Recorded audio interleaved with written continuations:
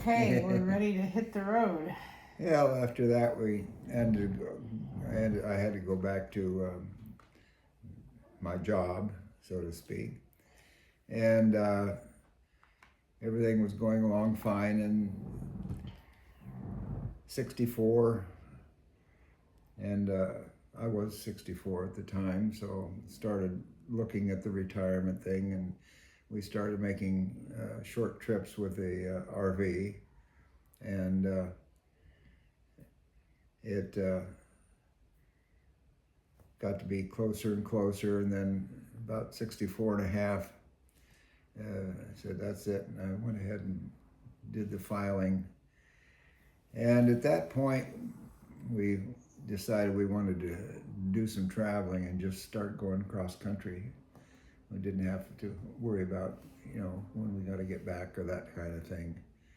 So you had a nice RV and put the for sale sign on your house and... Well, the for sale sign didn't go on the house right away because we hadn't done that much traveling. We'd lived in the RV and made a couple of small trips with it, but we hadn't really spent any time as far as being quote unquote full-time RVers traveling. At that time, you start thinking about, my God, you still got to put out $40-50 a night for an RV park if you're going to stop someplace, and then the different ways that you do it, or if you stop someplace for a month, or if you go out and you boondock someplace. And so we were just kind of checking things out more than anything. And ultimately, as it turned out, the traveling lifestyle suited us quite well. We enjoyed that quite a bit. And after traveling about a year, we decided that, and having been up in the Sonoma County where we were working for Jill on the ranch, we really liked that area. So we found Ryan's Beach. And so we figured, okay, we need a home base at least. We found that out while we were traveling. So we got that place in Ryan's Beach, and then still maintained our traveling. And about the same time that we found the summertime or the wintertime location down on Sunshine. So we'd take off and go to Sunshine and then spend a month or two on the road, and then back to Ryan's Beach for the 3 or 4 months, and then back, that type of schedule. So basically, just timeline-wise, you retired and then you started traveling for about a year or so. Yeah. And then you sold your house and bought the one up at Ryan's. Right. In fact, it was the afternoon that we made the deposit and made the deal for the house in Ryan's. That afternoon, we on the road heading back towards Southern California, to Oceanside, we got a call from our realtor that we had an offer on our house in Oceanside. So we... Good timing. Oh yeah, timing was everything. But the traveling was great. We made, during that period, and again, we found that 2 to 3 months traveling was just about enough before you wanted to sit down and put your feet up for a little while. And so we made a couple of trips cross country and back, and once going across when we, and hitting, it got to be, so our national parks were the big thing. We wanted to see as many as we could, and there's only about half a dozen in the United States that we haven't been to and didn't do. And that's you traveled in Canada, and you traveled, I lost my thought, never mind. You traveled in Canada. Right. With your RV. Right. Yeah, across the country a couple of times. Oh, in 50 states. You said you've been to all 50 states. Yeah. During those travels, we missed one. It was New Jersey. because that was the only one that Linda had missed overall. I'd been to New Jersey years ago, but Yeah, with the hurricane. right. But we had been there, all of 50 states.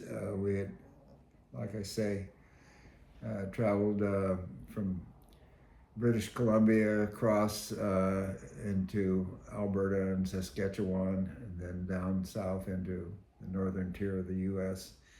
We traveled across the U.S., the northern tier, all the way over to and including Niagara Falls and out the Gaspé Peninsula along the St. Lawrence River, the St. Lawrence Seaway, and then back down through the East Coast.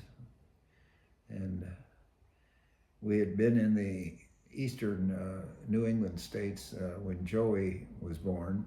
Angie and Jim were back there in Groton, Connecticut. So we had flown back there and toured that area over one of our short trips back then. So that was going back over some old territory.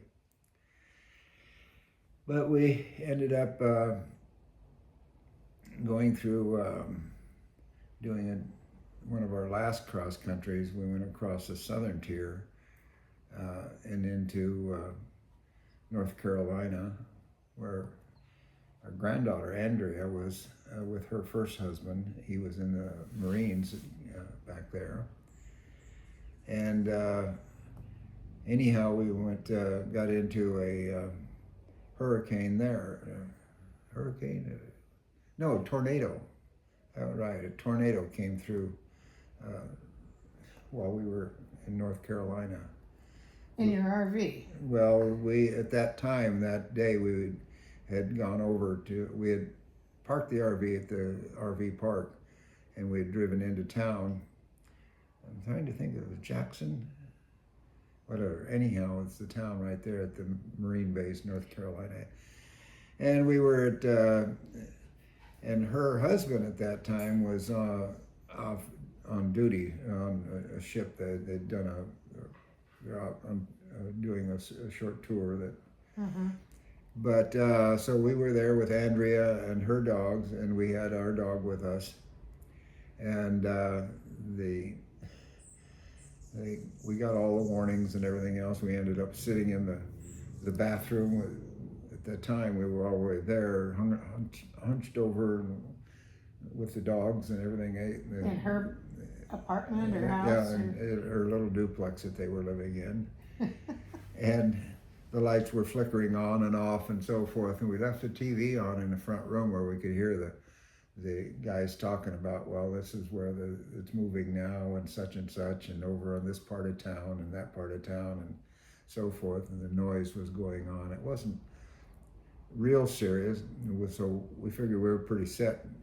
And then we realized the next morning I got to walking around the house, and the bathroom wasn't in the middle of the house. The bathroom was like out on the outside of the house. So would have been the first place to go. Probably would have been the first place if that.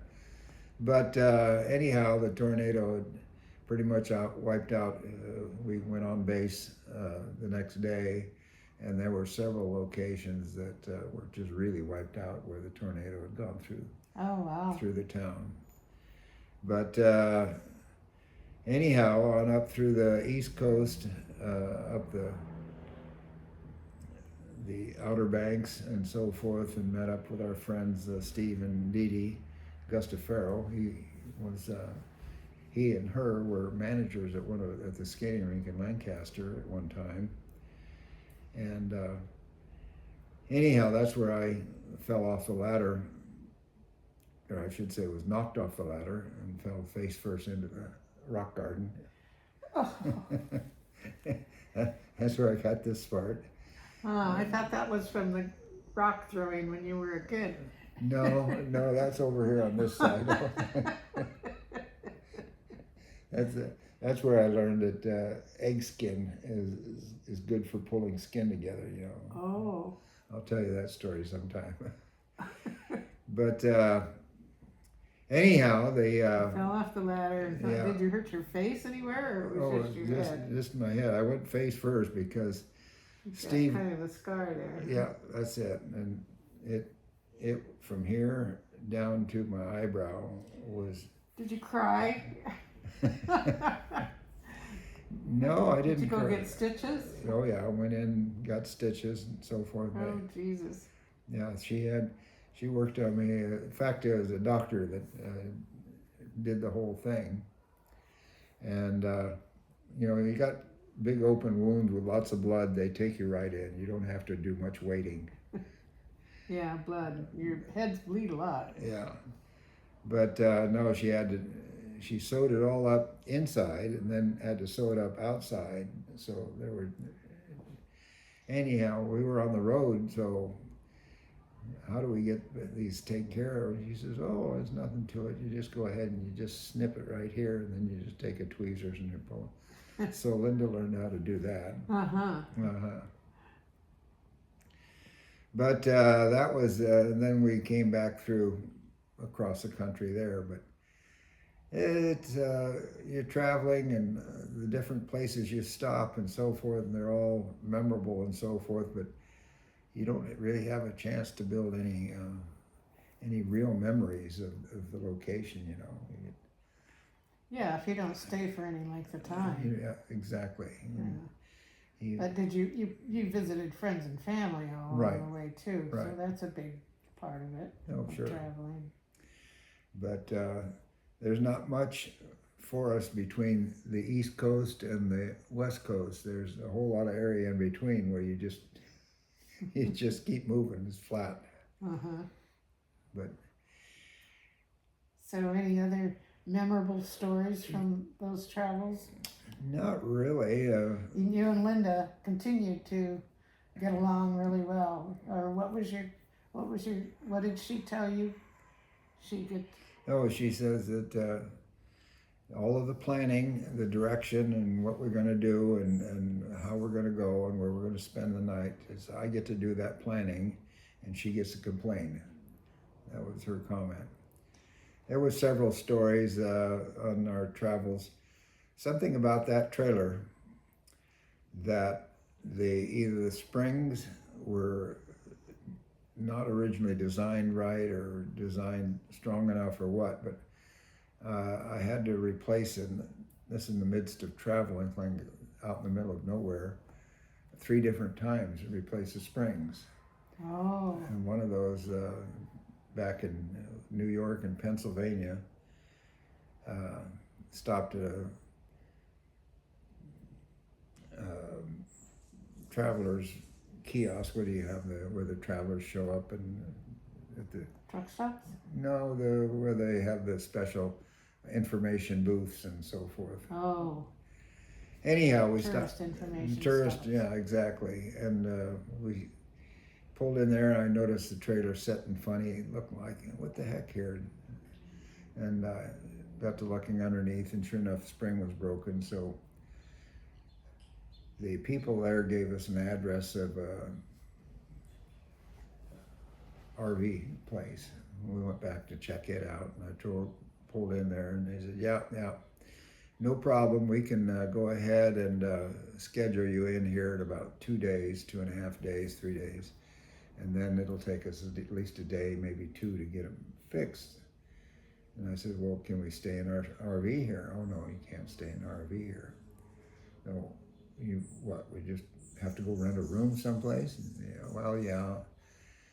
And so I said, well, let's see about this. And so I found it. There was a Elks Lodge almost across the street. So I pulled in over there and stopped, went inside and talked to him for a little bit. And no, I said, don't worry about it. He said, why don't you just pull over there in that grassy area there and you stay there, and we'll with your RV. With the RV, and you'll be fine. And I said, okay, good. And then I can take it on in and get it taken care of then when they get the parts. Oh, yeah, no problem. He says, but heck, you can do that yourself because the spring place is over here. It's about 30 miles up the road and da-da-da. Oh, yeah? And he gave me the number and everything else. I called him up on the phone, went on up there. Sure enough, they had the part in stock, and all I had to do was go pick it up. Came back the next day, got underneath with the jack, and I got the trailer jacked up, and I started changing up the spring, and here the bartender shows up and he says, "Hey," he says, "let me give you a hand there," and he crawls underneath the trailer with me. People can be so astounding and Yeah. surprise you with their kindness and. And it just was, oh yeah, yeah, here, I can help you with that. We can take care of that. So anyhow, he took care of that. We got it all taken care of. A couple of days there at the Elks Lodge. Of course, we had dinner and drinks and everything else there. But it Is that when you joined the Elks so that you could use their RV parking along the road? No, we had joined the Elks when we first decided we were going to go ahead and put our house up for sale. That was because there was an Elks Lodge in Oceanside that was only about 2 blocks away from our house. So while we're working on the house, getting it done, getting the floors all sanded and ready to go and ready for sale and so forth, we were living in the RV over at the Elks Lodge. Oh, okay. And we found that was a good way to go. There was lots of Elks Lodges that had RV parking. Every place you want to go, not every place, but they even got catalogs that give you all of the locations in the different parts of the states that have Elks Lodge and what's available. So, heck, Yeah, and they were fun places to stop and have dinner and a drink too. yeah, you always had some common denominator to start with. We met friends that took us into Mexico, into Puerto Penasco, our first trip down there at the Elks Lodge in Ajo. Ajo has an Elks Lodge? Yeah, Ajo What has tiny little town? Yep, Ajo's got an Elks Lodge. And they didn't have parking in their lodge, but another couple that was on their way down there, they were at the Organ Pipes National Park, National Monument, just before you go into Mexico. Mm-hmm. So they said, "Oh yeah, well we're going to go on in there, and why don't you go with us, and we'll show you the RV park that we stay on the beach there and everything else." So I showed that to you guys when we were driving through there. That's neat. But anyhow, there was a number of different times like that, and Meeting people. Yeah. But between broken springs, I had 2 other occasions to had springs replaced. And never, How did you feel about hauling the fifth wheel around? I mean, you were expert at it by the time I knew you, but when you first started out, were you real comfortable hauling it? Yeah, I didn't have any problem at all, because driving, first of all, from the time I was 16, driving truck and so forth, and when I say truck, not big stuff, but Yeah, chicken trucks. driving, 17, 18,000 pound trucks around it through town and everything else. That was all kind of easy. We had a boat years ago, and you learn real quick. Right. You learn real quick backing up a boat, Yeah. backing up a trailer. In fact, my dad, when I was 14 or 15, we went out to get some old stables one time to get a load of horse manure. We used to horse manure the yard about every 3rd year or something like that. He go ahead and he had me back the trailer into the corral and so forth so that we could load it up, so I got an opportunity to learn. So backing up trailer just became second nature. And the only time I had problems is when other people tried to get outside and help, oh, do this, Yeah. and so forth. Yeah, they just make it more complicated. Linda and I got along real well. We would stop and look over the site before trying to back into it or get into it. And then I'd say, well, I'm going to go ahead and I should come right around here. In fact, I even got a couple of little tiny orange cones. You may have seen them there at Ryan's Beach, but that I would put them out and I would use them to guide myself in. at this point here, I want my tires to come right next to those and so on. And once we were that way, I, all she had to do was to stay where she could see my mirrors on my car, on the truck. If she could see the mirrors and just make sure that I didn't back over anything, just, I know where I'm going. I don't need direction. Just tell me to stop if there's something behind me that I can't see. Yeah. And it got to be really quite easy. I had a couple of things pulling into tight RV parks off of small, narrow roads and so forth. I reshaped my awning once, and had another time where the awning ripped off the ground and flew up over the top of the RV. That was just a wind. That we were already camped. But there's a number of those. But once you're on the road and so forth, you just keep checking and driving. And as you know, we drove down pulling that trailer with that little pickup. Yeah. And the same basic parameters, or same proportions, so to speak. The pickup was smaller, the trailer was smaller, but relationships were about the same. So. I think we need to Yep. stop this